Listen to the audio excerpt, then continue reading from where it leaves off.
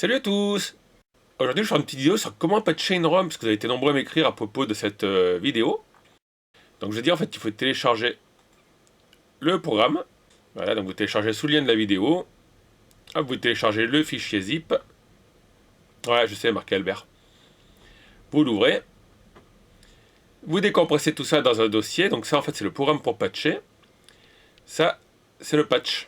Donc, moi, je mets dans un nouveau dossier. Alors, ne vous tracassez pas pour le reste. En fait, vous avez le patch et ce dossier Flips. Flips, vous cliquez dessus, vous ouvrez le programme, exécutez. Et là, voilà, il est marqué Apply Patch, Apply and Run, Create Patch, Setting. Vous allez juste sur Apply Patch. Vous récupérez votre patch, qui est donc SMB64. Vous cliquez Ouvrir. Là, il faut mettre la ROM. Donc la ROM, on m'a dit que c'était une ROM US qu'il fallait d'ailleurs. Donc moi, je mets la ROM Super Mario 64. Ça, c'est à vous de la trouver. Voilà, vous allez sur Internet. Vous cherchez, au moment où il est déjà dans votre Raspberry Pi. Donc vous cliquez dessus, Ouvrir. Ici, vous mettez le nom de la ROM. Alors, par exemple, vous voulez que ce soit allez, SM64H. Si vous voulez, vous en rappellerez comme ça. Vous cliquez sur Enregistrer. Et ça vous dit que le patch a été appliqué. Donc, vous retournez dans votre dossier.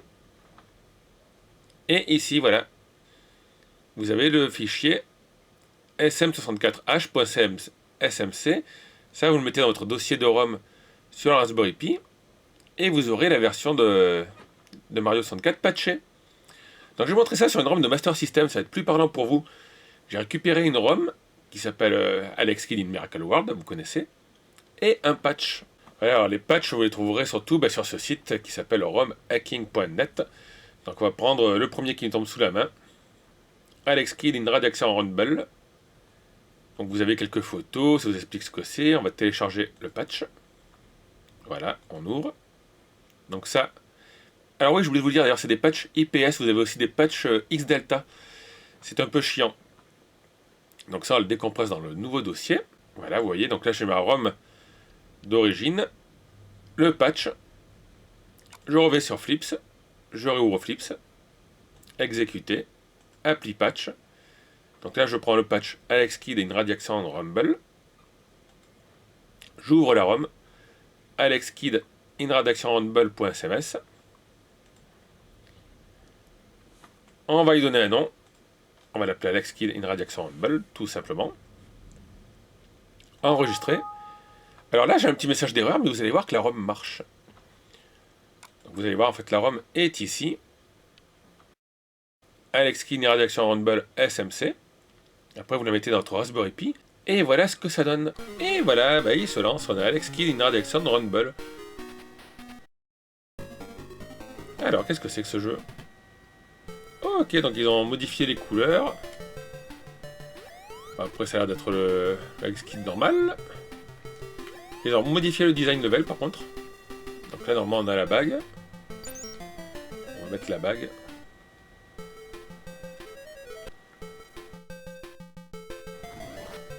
Ah, par contre, ils ont modifié, on peut pas passer par là. Ok, donc ça a l'air d'être un peu plus dur par contre. Alors, on va attendre que le pire fichier passe là, voilà. Hop là.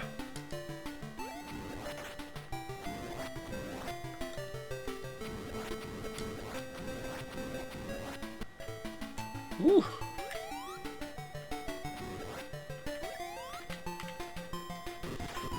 Ouais, ils ont fait un niveau un peu plus compliqué. Alors là, c'est fort parce que j'ai... Si vous tombez sur la tête de mort, vous allez lancer un petit fantôme qui va vous tuer. On va dire que c'est une version hard mode de Alex Kidd. Et on peut pas passer par là en plus. Ah, c'est quoi ça? Un trou dans le sol.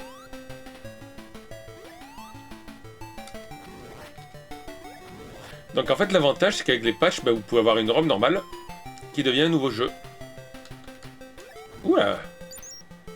Ouais, effectivement ils ont mis mode difficile. C'est tendu. Ah bah tiens, il y a une bague ici. Merde, il y a un fantôme.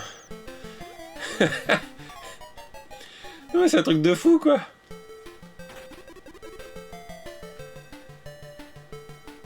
Surtout qu'on voit pas où on va tomber. Ah, c'est pas mal ça. Ouais, je crois que je suis mort.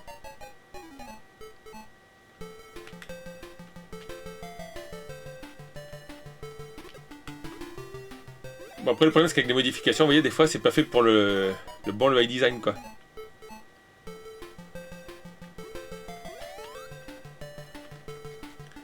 Voilà. Oh, ils ont vraiment modifié tout le jeu, quoi. Oh, encore fantôme. Ouais, va-t'en, fantôme.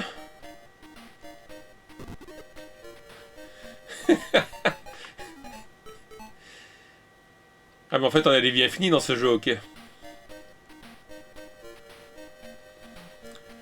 Voilà, mais ouais, ça vous permet de découvrir le jeu sous un nouveau genre. Alors, des fois, vous avez des patchs, je vous l'ai dit, qui modifient le gameplay, les couleurs. Bah là, on est quoi, c'est, vous voyez.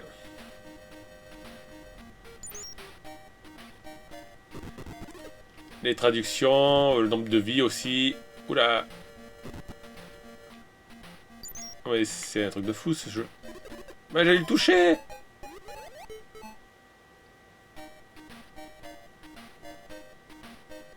Et il jette pas ses boules, lui, ici, tiens. Ça peut aussi être une version où il change uniquement le personnage de Skid, hein, par exemple. Oh bah, j'ai réussi à passer. Et les musiques aussi peuvent changer. On va voir si on peut acheter la moto, mais je crois pas. Ah si, je peux acheter la moto. File-moi la moto. En route, vroom vroom. Oh putain, ils ont fait un super saut. Ah mais ils ont mis des des billes rouges de partout. Les billes rouges, ça éclate la moto.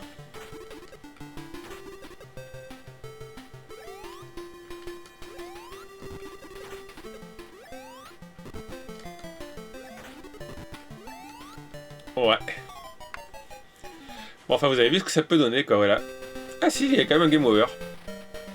Donc nous revoilà sur le site ROM Hacking. Donc je vous disais, en fait, ici, vous avez plusieurs informations importantes. Alors là, il vous dit que vous pouvez aussi le patcher avec le Lunar IPS. Voilà. Donc vous avez Country. Alors il vous dit en principe le nom de la ROM à utiliser. Donc là, il faut utiliser celle-là. Et quand vous cliquez sur Download, et bien vous cliquez uniquement sur le patch. Donc voilà, on va en note par exemple, qu'est-ce qu'il y a. Alors forcément, le site ROM-Hack, au moment où je voulais vous montrer que je fais la vidéo, est en panne. Donc je vous montre notre site qui s'appelle le Traf, qui lui fait des traductions de, voilà, de jeux en français. Donc là, ils ont traduit un Final Fantasy en français. Ça c'est pas mal, alors c'est une version NES il me semble. Donc ils vous disent, voilà, utilisez le patch avec la ROM originale Final Fantasy U, ça veut dire version universelle, .NES. Vous récupérez le fichier, vous ouvrez, et vous voyez que c'est un fichier .ips. Au pire, souvent vous avez un fichier lisez-moi.txt qui vous explique comment ça marche. On clique. Voilà, ça vous explique ce qui a été fait, la traduction, les contacts légaux. Donc un patch IPS. Alors vous voyez, vous disent qu'ils utilisent Terminus Patcher. Et vous avez plein de programmes pour patcher. Voilà, bah ça y est, le site ROM Hacking remarche. Donc on va y voir ceux qu'ils ont. Par exemple, vous voyez, vous avez un patch Sonic 3 Enemy Rose. Donc là, ce que je vous disais pour la Mega Drive, ils vous disent qu'il faut que ça aille au format bin. Ça, c'est un peu chiant. Vous cliquez sur Download, ouvrir. Et voilà, ça c'est un patch XDelta. Donc XDelta, il faut l'ouvrir avec un autre programme qui s'appelle XDelta justement. Mais c'est à peu près le même principe de marche. Voilà, vous voyez, j'ai installé XDelta. Donc en fait, c'est un petit programme que vous mettez, vous ouvrez, exécutez, et c'est pareil. En fait, vous cherchez le patch, le fichier source, donc la ROM originale, le nom auquel vous marquez, et vous cliquez sur patch. Donc voilà, j'espère que ce petit tuto a pu vous aider un petit peu. C'est un petit peu complexe, hein, je vous l'ai dit. Le mieux, c'est d'essayer de trouver des ROM déjà patchés. Mais voilà, si vous lancez dedans, bah, vous le savez. Il vous faut donc une ROM, le patch et le programme qui sert à patcher. Vous avez IPS, vous avez XDelta, vous avez différents formats de patch. Et sur ce site, eh ben là, je vous l'ai dit, vous avez 36 000, vous voyez, 36 000 patchs. Voilà, Sonic 1, Spin Dash. Mais lui, j'ai voulu le marquer, j'ai pas réussi à le faire marcher. Donc comme d'habitude, n'hésitez pas à laisser un petit pouce si la vidéo vous a plu. Laissez vos questions, vos commentaires. Et puis moi, je vous dis à très bientôt pour une nouvelle vidéo. Ciao tout le monde!